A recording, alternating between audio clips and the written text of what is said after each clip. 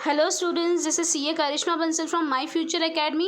अब अपन लोगों को एक टॉपिक चालू करना है, इंटरनेट टेक्नोलॉजी। लास्ट टॉपिक है वो अपन लोगों का इंटरनेट टेक्नोलॉजी। जैसे अपन लोगों को कंप्यूटर से बहुत सारी फैसिलिटीज़ मिलती है, वैसे ही इंटरनेट से भी अपन को बहुत सारी फैसिलिटीज़ मिलती है। इंटरनेट से अपन को क्या क्या फैसिलिटी मिलती है? सबसे फर्स्ट ट्यूटोरियल्स मतलब बहुत सारी एजुकेशन वेबसाइट क्या करती है ना, अपना पीपीटी प्रेजेंटेशन, अपना स्टडी मटेरियल और वर्कशीट्स, ये सारा क्या करती है, ऑनलाइन डाल देती है। जैसे कि तुम लोग देखोगे ना, जैसे तुम लोग ढूंढोगे कि भाई chapter number 2 of this notes करके, अगर जैसे लिखोगे कि अकाउंट्स चैप्टर 2 पार्टनरशिप नोट्स, तो तुम लोगों को पूरा नोट्स है ना ऑनलाइन मिल जाता है। तो ये क्या है, तुम्हारा ट्यूटोरियल्स, राइट। सेकंड चीज़ एक्टिव लर्निंग मतलब जो अपना अभी चल रहा है, that is online classes.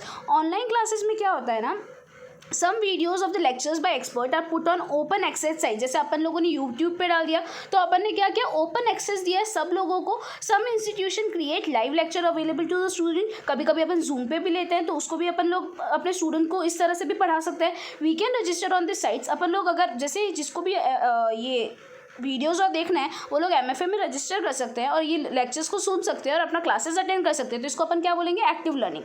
Reading materials, बहुत सारे बुक्स अवेलेबल्स है, मटेरियल्स अवेलेबल है ऑनलाइन, बहुत सारी जर्नल्स अवेलेबल है। बहुत ये सारी जर्नल्स फ्री ऑफ कॉस्ट नहीं है, यहाँ पे अपन लोगों को कुछ मिनिमल चार्जेस पे करने पड़ते हैं और उसके बाद आप लोग ये सारी चीज़ें पढ़ सकते हो। किनले करके एक आता है पूरा एक ऐप, पूरा एक टैब आता है, तो उसमें आप वो खरीद सकते हैं, उसमें आप मटीरियल रीड कर सकते हैं। तो इसमें आपको एक मिनिमल चार्जेस पे करना पड़ता है, उसके बाद अपना मटीरियल पढ़ सकते हैं। तो रीडिंग मटीरियल में भी इंटरनेट अपन को काम करवाता है। इन्फॉर्मेशन, आप लोग गूगल पे कुछ भी टाइप कीजिए, आपको डायरेक्टली इकोनॉमिक्स रिलेटेड आपको जो इन्फॉर्मेशन चाहिए आपको वो मिल जाएगी। तो by merely searching we get information on the universities offering degree in economics or anything about any subject। किसी भी रिलेटेड अपन को कोई भी इन्फॉर्मेशन चाहिए तो वो अपन लोगों को डायरेक्ट मिल जाती है because of internet technology. Miscellaneous में क्या हो गया, मिसलेनियस में अगर अपन को कोई इकोनॉमिक्स का कोड चाहिए, कोई रेफरेंस बुक चाहिए या फिर कोई भी चीज़ चाहिए, तो वो भी अपन लोगों को मिल जाएगी। इंटरनेट अपन को हर वो चीज़ प्रोवाइड कर सकता है जो अपन लोगों को ईजिली आजू बाजू नहीं मिलती है। तो ये आ गया मिसलेनियस में। और डेटा में क्या आ गया, इकोनॉमिक्स जो लोग हैं जो एनालिसिस करते हैं डेटा के ऊपर, वो आज के टाइम पे बहुत सारा सेकेंडरी डेटा यूज़ कर रहे हैं। What do you mean by secondary data?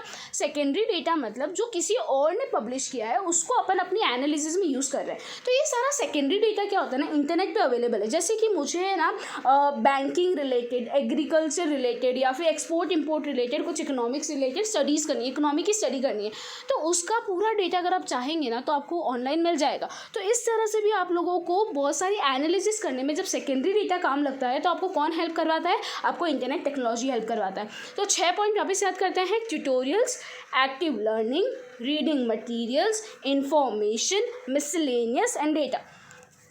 आगे आते हैं, caution in using internet for education. आप जब as a education tool internet को यूज़ कर रहे हैं तो आपको क्या क्या चीज़ें ध्यान रखनी चाहिए। पहली चीज़, कभी भी कंप्यूटर एक फिजिकल टीचर को रिप्लेस नहीं कर सकता। ये हमेशा अपन ने देखा है, जो चीज़ें अपन लोगों को फिजिकली मतलब जब अपने टीचर सामने खड़े होते हैं तो ज़्यादा समझ आता है और जो इंटरनेट वाया है वो थोड़ा कम समझ आता है। तो फिजिकल टीचर्स को कभी भी तुम्हारा कंप्यूटर या इंटरनेट रिप्लेस नहीं कर सकता। आगे मोर ओवर जो वहाँ पे कंटेंट है कभी कभी वो मिसलीडिंग होता है। बहुत सारी ऐसी इन्फॉर्मेशन इंटरनेट पे है जो मिसलीडिंग है, तो आप लोगों को वो डेटा यूज़ करते टाइम बहुत ज़्यादा ध्यान रखना है कि जो हम डेटा यूज़ कर रहे हैं वो प्रॉपर है कि नहीं, उसके अंदर कुछ मिसलीडिंग इन्फॉर्मेशन तो नहीं है। आगे, reader must have the wisdom of identifying the authentic material on the internet. Reader के पास इतना दिमाग होना चाहिए कि जो भी कंटेंट इंटरनेट पे डाला गया है क्या वो ऑथेंटिक है, क्या वो ओरिजिनल है। Only authentic website must be refer to, otherwise we may end up getting mislead. सिर्फ और सिर्फ ऑथेंटिक वेबसाइट जो बोलते हैं ना आगे जाके कोई दिक्कत नहीं देगी, कोई मिसलीड इन्फॉर्मेशन नहीं देगी, ऐसी वेबसाइट से अपन को फॉलो करनी चाहिए। जो वेबसाइट अप्रूव्ड नहीं है वैसी वेबसाइट्स को अपन को फॉलो नहीं करना चाहिए। डेटा सीरीज़, कॉम्पैक्ट सीरीज़ में होता क्या है ना, बहुत सारी एजुकेशन इंस्टीट्यूशंस बहुत सारी रिसर्चेस करती है, उस रिसर्च के रिलेटेड जो डेटा होता है ना वो लोग एक सीडी में डाल देते हैं और वो सीडी को क्या करते हैं, वो लोग सेल के लिए दे देते हैं कि भाई ये सीडी अब जिसको भी चाहिए वो ये सीडी खरीद के अपना हमारा रिसर्च पढ़ सकता है। तो ये सीरीज़ बोलते हैं ना, बहुत सारी एजुकेशन इंस्टीट्यूशन है जो रिसर्चेस को सीरीज़ में डाल के बेचती है। जैसे सम ऑफ द एग्जाम्पल्स जो है वो क्या है, CD on national income account of India, census of India, annual survey of industry, NSSO, उसके बाद data relating to any ministry in India. ये सारी सीरीज़ आप लोगों को मार्केट में अवेलेबल है, आप जा सकते हैं, ये सीडी परचेज कर सकते हैं और ये डेटा को अवेलेबल अपने पास करवा सकते हैं। Difficulty in using data series, since the data series and software a huge size of data this become complicated to use.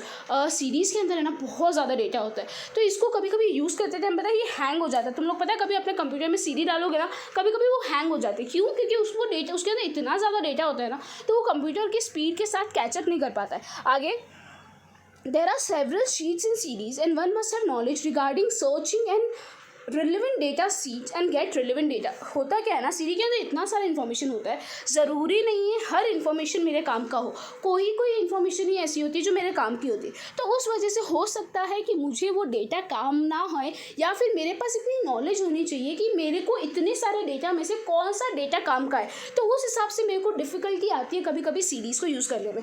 Okay students, ये चैप्टर यहाँ पे ख़त्म होता है। मैं सोच रही हूँ रादर देन यहाँ पे समरी लूँ, इससे अच्छा मैं तुम लोगों की जूम क्लास पे ही समरी ले लूँगी पूरे चैप्टर की। कल या परसों मैं देखूँगी, दोनों में से तुम लोगों को इन्फॉर्म कर दूँगी कब तुम्हारी जूम क्लास रहेगी। ओके।